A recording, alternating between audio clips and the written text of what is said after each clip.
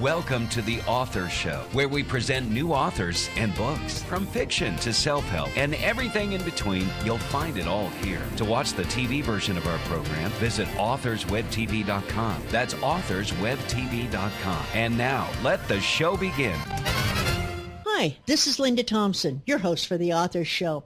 Today, we're going to talk about the book, Escape from Myself, A Manic Depressive's Journey into Nowhere. It is the memoir of our guest, Tom Roberts, who tells his story of having everything, family, good job, house, and why one day he walked away from it all. Mental illness is a stigma that no one wants to talk about, and it is only through the courage of people like Tom that we can bring these issues into the light, and I want to learn more. Tom, welcome to The Author Show. Thank you, Linda. I'm delighted to be here. Tom, will you give us a quick overview of Escape from Myself, A Manic Depressive's Journey to Nowhere? Yes, I go into detail about my life experience really from the start. As a child, witnessing domestic violence had an impact on me. And then my mother died suddenly when I was 14 years old. She had a brain aneurysm. She was 34. And that seemed to be the thing that kicked off my bipolar, certainly sent me into severe depression. Bipolar disorder, as you may know, is genetic. My father had it. It came through my family. I always say it came through the family like Kansas tornado. And then I followed my life as someone who was undiagnosed and untreated. And when I walked away from everything, I learned later that was because of a major manic episode. I wound up in Hollywood to be an actor. And when that failed, I came back to my home state of Arkansas, and it took 5 years before I was ever diagnosed. And then the rest of the story really takes me through trying to learn how to manage it other than just taking medication. Wow. So tell me, Tom, was there a specific incident or perhaps a conversation that inspired you to write your story? Yes, I finally decided to write the story when I was asked to do a presentation for the International Bipolar Foundation. And as I wrote my presentation, I realized, wait a minute, I have all the elements here for my memoir. All I have to do is expand it a little bit. And so that really got me to thinking seriously about putting this thing together. I found a publisher and wrote the story. Did you write Escape from Myself for any particular type of reader? Yes, I did. I wrote it for people who have bipolar and may certainly relate to my story.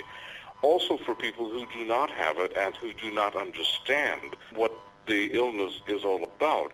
And thirdly, I wrote it for my descendants.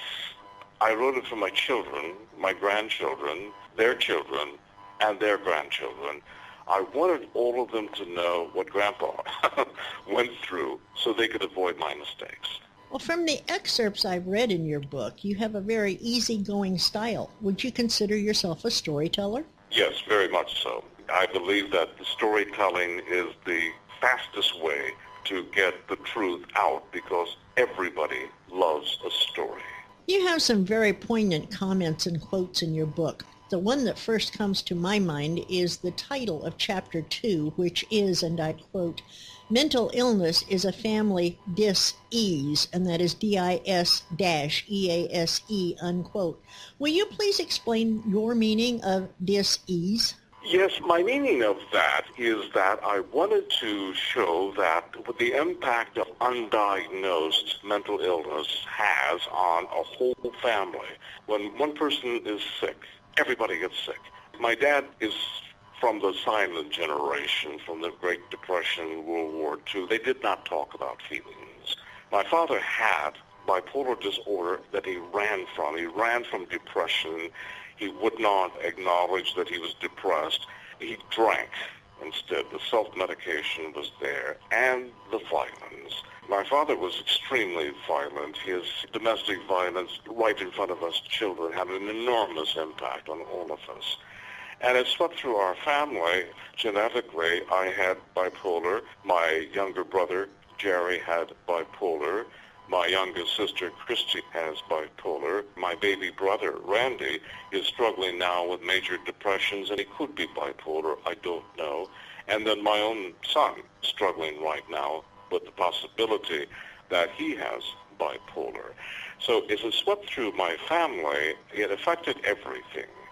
And my poor dad did not finally get some help until 2 years before he died. He died at age 62 and left in its wake of his life all of this heartache. My stepsister suffered from major depression. I mentioned my younger brother, Jerry. He took his life when he was 35. And our stepsister, Teresa, took her life when she was 40. So it left in its wake death and destruction.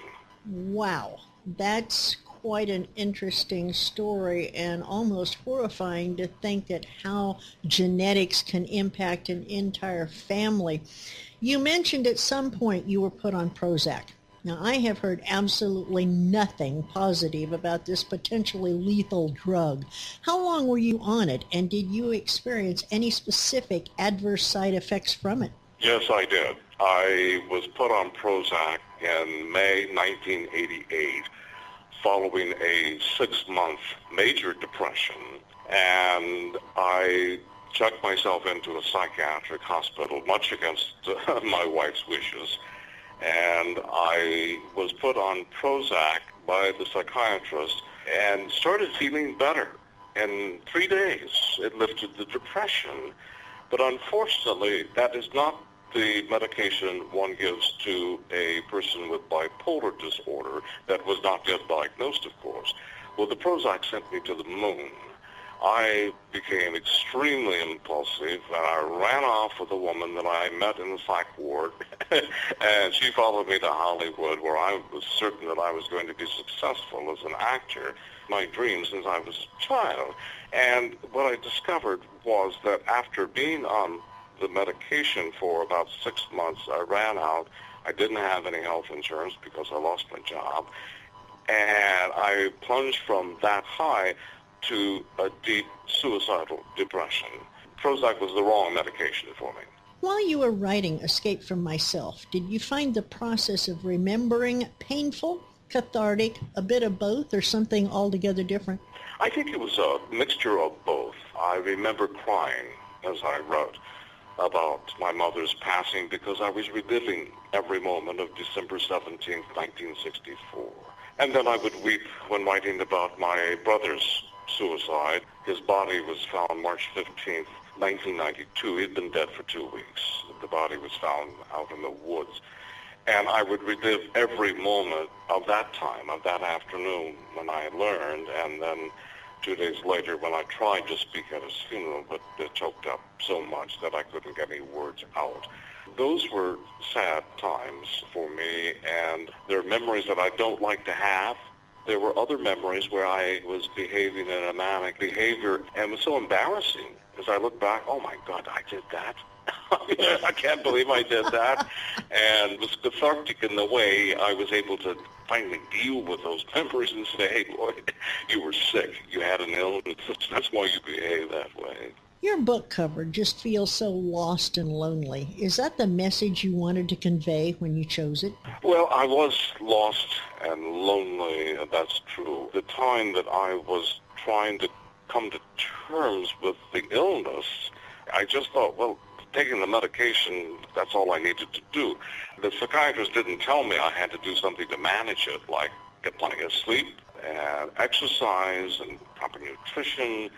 And those years were very lonely. I felt like, oh my gosh, I don't know what to do. I identified myself as bipolar, not someone with bipolar. And so I became this other person and felt the impact of stigma toward mental illness. I was discriminated against. I knew I couldn't tell my employers because then I would be isolated or dismissed. So I did. I kept it to myself, and it was within me. And yes, I was extremely lonely. What would you say is the ultimate message you want readers of your book to remember? I want people to remember that mental illness is not a character defect. It is a brain disease. And I want them to know that it's no different than any other illness. People don't discriminate against people with cancer. I also happen to have multiple sclerosis. Now, that's a physical illness. People don't discriminate against me because I have MS. They don't discriminate against me because I'm legally blind and I walk with a cane. But if they find out that I have bipolar, that's a different story. And what I want people to understand is we're talking about an illness that can be treated. And people have to be able to come out in the open and say, I have a problem. My brother ran from stigma, and he killed himself. Our stepsister ran from stigma, and she killed herself. There is no sense in the world why people have to die because they're afraid of coming out and asking for help. That's the message I want to get out there. That's truly an amazing message, and one that really needs to be shouted from the rooftops. So tell me, Tom, is there any other book that we may have read that would be similar to yours? The first book I read was Patty Duke's A Brilliant Madness. I got that book and I found out what is this thing all about, this bipolar business. And that was the one that really helped me understand what this thing was all about. And I always refer people to that because Patty, bless her heart, she passed away not too long ago. That was the key to unlocking my understanding of bipolar.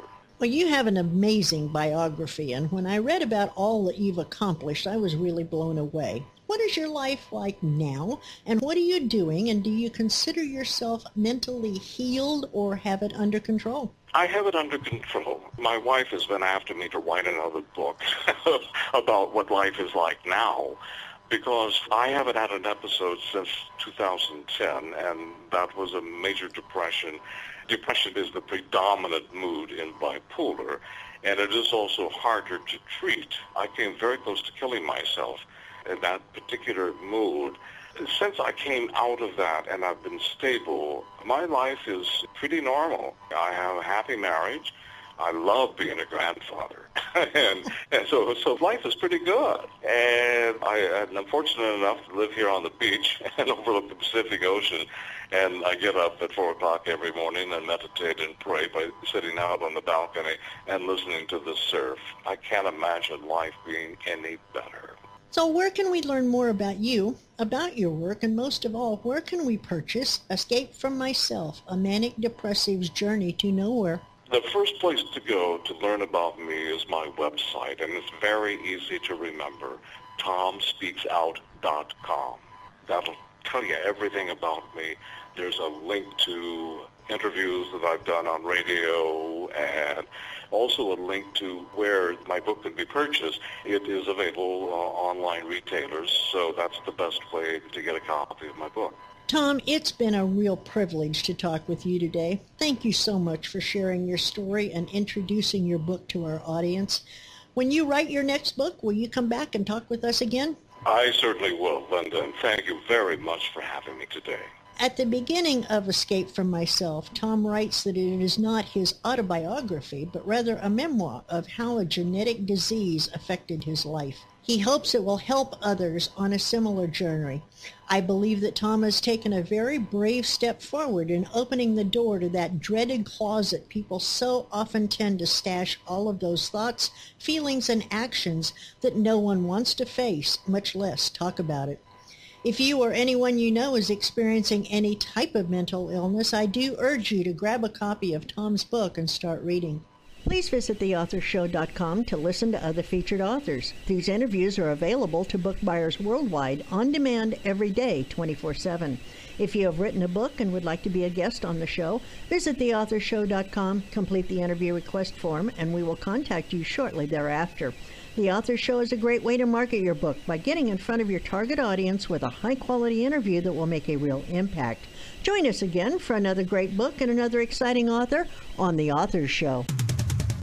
Thanks for listening to The Author Show. To contact us, call toll-free 1-877-955-8800. That's 877-55-8800. Or visit theauthorshow.com. Theauthorshow.com. Tune in next time to another great author on The Author Show.